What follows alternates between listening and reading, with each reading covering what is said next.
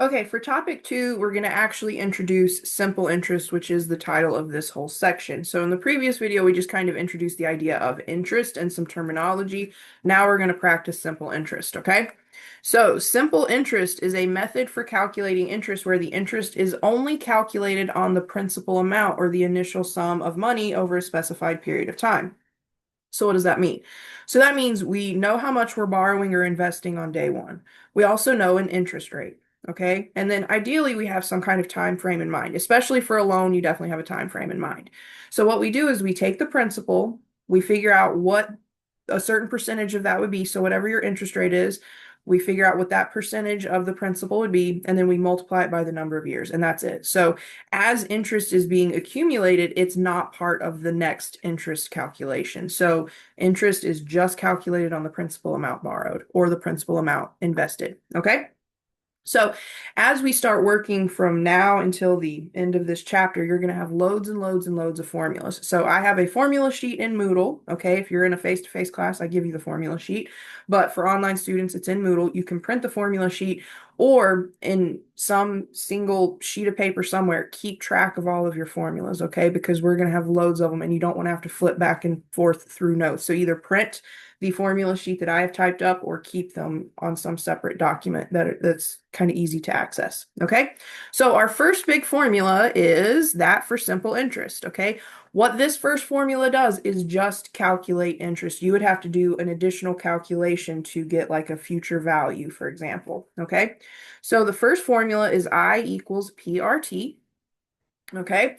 We have variables that represent the different components of interest problems. So capital I stands for interest. Okay. So if you have I anywhere, that just means plain old interest.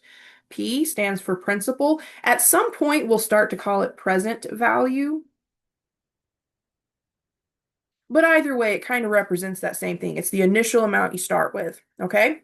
We have R, think of R for interest rate. So R for rate. Now remember, the interest rate is going to be given to you as a percent, but you need to convert it to decimal form, okay? We want our interest rate in decimal form when we put it into the formula. And then you have time in years, okay? So that's the formula. Again, this formula just calculates interest, all right? So example 2 says calculate the simple interest in each problem. So we're going to start with Rita. Rita borrowed $15,000 at 5.6% for 8 years to make repairs to her home. How much interest will Rita pay on this loan?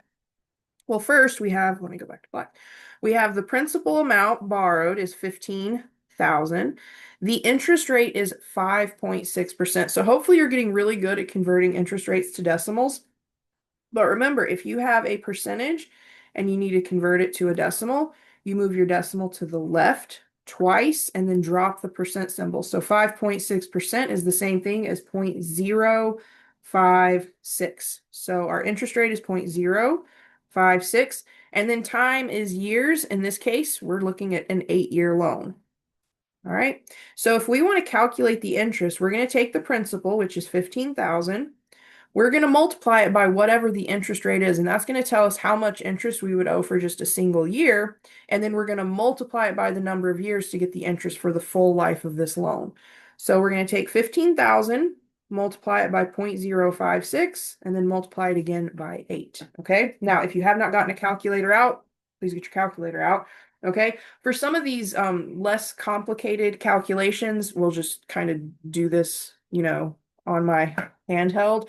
Once we get to some of the more complicated calculations, I'll switch screens and go to my calculator app. But for now, we're just multiplying so we can do this together.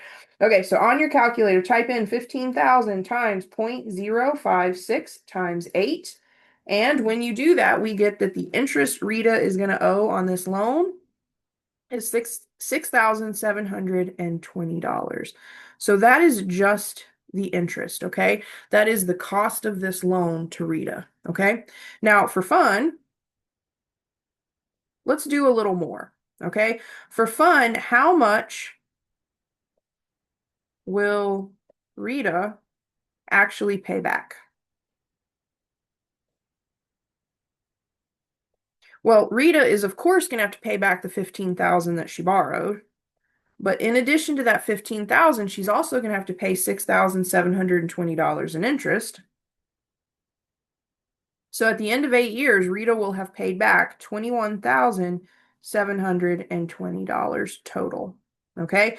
Now, with problems like this, make sure you read the question and answer the question that is being asked. In this case, the question just said, how much interest is Rita going to owe? Well, that would be this first part. We did the second part just as an extra, for fun calculation. Okay. Let's look at part B. So part B, Angel received an inheritance of $50,000 that he chose to invest in an account that pays 2.75%. How much interest will Angel earn in 10 years? So principal is 50,000. The interest rate is 2.75%, but remember, we want that as a decimal, so 0.0275. And then time, interest, or we're going to look at interest in 10 years, okay? So I equals PRT, so principal times the interest rate times time, so 50,000. If we multiply that by 0.0275, that would tell us how much interest we would have for just 1 year, but we're going to then multiply that by 10, which will tell us the interest that we would earn over the full 10 years. And again, because this is a pretty straightforward calculation, let's just use our handhelds. So we have 50,000 times 0.0275 times 10, and I get 13,750. So that would be how much interest Angel is going to earn on his inheritance in the course of 10 years. Now, I will tell you, when you invest your money in the bank, you're going to have super low interest rates. They're not usually like 2.75 sounds really, really high. So just keep that in mind. In the real world, interest rates on investments are pretty low. Okay. Now, for fun, how much is in the account in 10 years? So we know that Angel earned $13,750 in interest, but that was in addition to the 50,000 that was already in the account. So how much is actually in the account? Well, the 50,000 is still there, plus the interest earned. So at the end of 10 years, Angel has $63,750. Again, read the question, make sure you answer the question that's being asked. The question said, how much interest will Angel earn in 10 years? We answered that question right here. The other part was just an additional calculation kind of for fun. Okay? So that is simple interest. In the next video, we're going to use a different formula that calculates future value. So there is a formula that will calculate this right here to where you don't have to do this two-step calculation. You don't have to calculate the interest and then do a separate calculation. It just does everything all at once, okay? So instead of getting the interest, you'll just get the future value, okay? So we'll do that in the next video.